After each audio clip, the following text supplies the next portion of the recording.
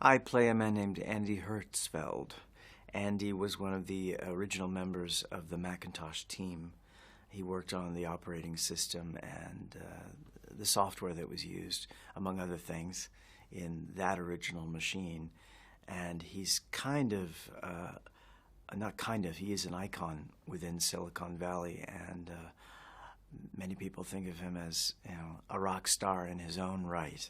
He's a delightful man, and we got to meet him, and I got to spend some great time with him during the time of the making of the film. And he's precocious and open-hearted and a truth teller and a really loving, wonderful guy.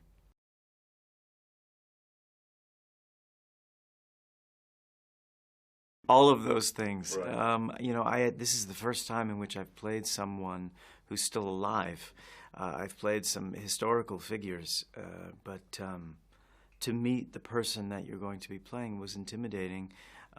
But he didn't make it, so he was just delightful and an open book. He really wanted to help me, you know, in any way that I would need help. And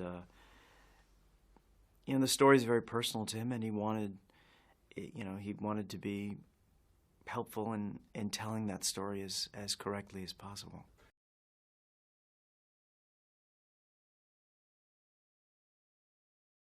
I don't know for sure, but I think he has. I spoke to Steve Wozniak and Janet at the Telluride Festival, Janet Wozniak, and they were effusive, and they seemed to really love it and be very moved by the whole thing. So I'm pleased that they enjoyed it.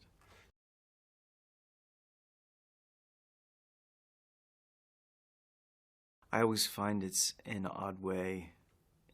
You know, it is indeed a process. First, it starts with reading.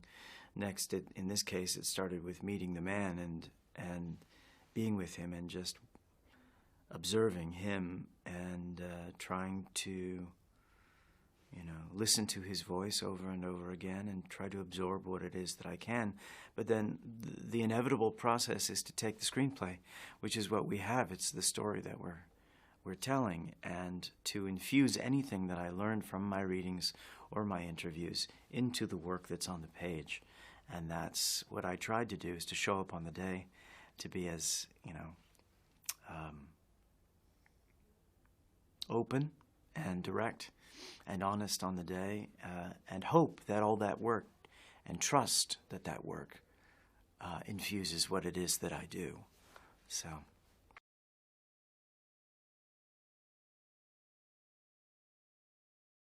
They were at the forefront of turning what could be thought of at the time as, you know, unwieldy, frightening machines into user-friendly devices. They were the ones who were at the forefront of the creative process of turning them into ubiquitous, friendly, day-to-day items that we seem now to not be able to live without, on the whole. Everybody seems, you know, attached. Just walk outside, you'll see 10 people with their devices in their hands. They were there, thinking creatively, trying to figure out what could help people. What could help people? They were the pioneers, and perhaps they didn't think so.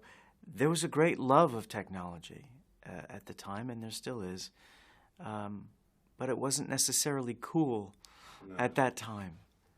And they were the ones that perhaps turned that page and made it, and opened all of our eyes to the possibilities of how these things could help us.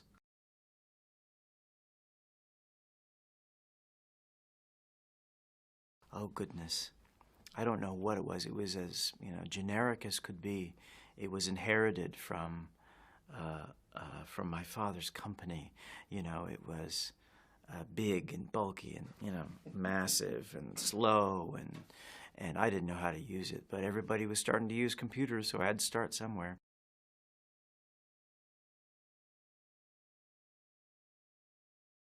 Just trying to remember the first day of of meeting them both. It was the same day, first day of school, and you know, I was so excited. I couldn't really keep my enthusiasm down.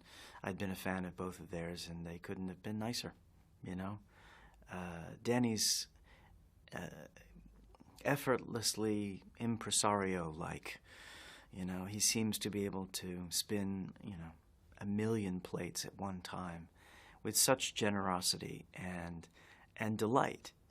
And Michael was, you know, stalwart and the eye of the hurricane throughout. I was hugely impressed with how he was able to take anything that was thrown at him and seem to be balancing it all effortlessly, you know. I thought they were both interested in the work, as was I, and it made the rehearsal room thrilling to be a part of, because we all wanted it to be alive, and Michael in particular was really after trying to get at the heart of what we were trying to do with each of these scenes. He wanted everything to be great, you know, and Danny just let us play. So it was kind of the best of all worlds.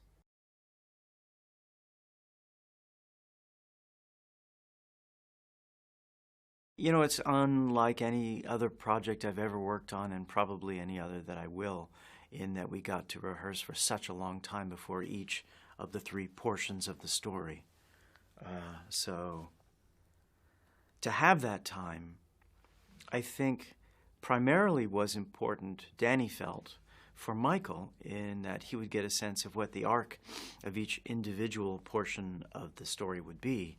And, you know, if we had to shoot it out of sequence, which most likely we were going to have to do, he would remember from our rehearsal process where he got 40 minutes into the piece emotionally, and be able to perhaps recall that from our rehearsal process. Because that's one thing that we don't necessarily get, is a sense of the culmination of the build-up to where all the energy leads to. And this is a piece full of energy and full of progression and full of rapid-fire dialogue. I think it was very helpful. It made us all really want to do it as a play, actually, you know, to get a sense of what the whole evening would have been like. Thrilling.